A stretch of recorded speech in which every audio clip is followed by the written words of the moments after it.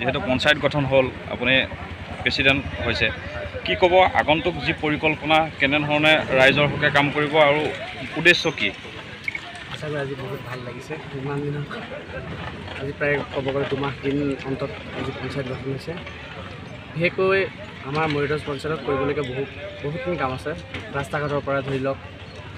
আমাৰ বহুত সমস্যা আছে মৰিগাঁৱত আমি যিমানখিনি পাৰোঁ চেষ্টা কৰিম এবাৰ মৰিগাঁৱৰ গোটেই যুৱশক্তি লগ হৈ একত্ৰিত হৈ পেলাই কাম কৰিব চেষ্টা কৰিম কিমানজন সদস্যই সমৰ্থন জনালে 7জন আপোনাৰ নামটো মোৰ নামটো জুলফিকাৰ নমস্কাৰ মোৰ নাম জুলফিকাৰ আলী আৰু উপ সভাপতি হিচাপে কোন নিৰ্বাচিত গীতিমা দেৱী অকৰাবুৰীৰ 5 নং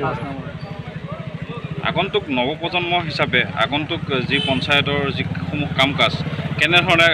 আপোনালোকে আগবাঢ়িব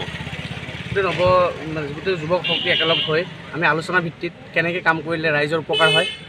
সেই গতিকে আমি কাম কৰিম যেহেতু মৰিগাঁও পঞ্চায়তৰ এটা দুৰ্নাম আছে যে দুৰ্নীতিপৰায়ণ ব্যক্তিয়ে ভৰি আছে এইবাৰ আপোনালোকৰ উদ্দেশ্য কি হ'ব আমাৰ প্ৰথম উদ্দেশ্য হ'ল এবাৰ দুৰ্নীতিমুক্ত হ'ব লাগিব পঞ্চায়তখনো আমি যুৱশক্তি এইকাৰণে আহিছোঁ আৰু গোটেই ল'ৰাখিনি শিক্ষিত গোটেই যুৱশক্তি একলগ হৈ পেলাই আমি দুৰ্নীতিমুক্ত কৰিম ভাল পাইছে উঠাইছে আৰু ৰাইজৰ হৈ কাম কৰিম বুলি আশা ৰাখিলোঁ আগন্তুক দিনত মৰিগাঁও পঞ্চায়তৰ উন্নতি কৰিবলৈ কি কৰিব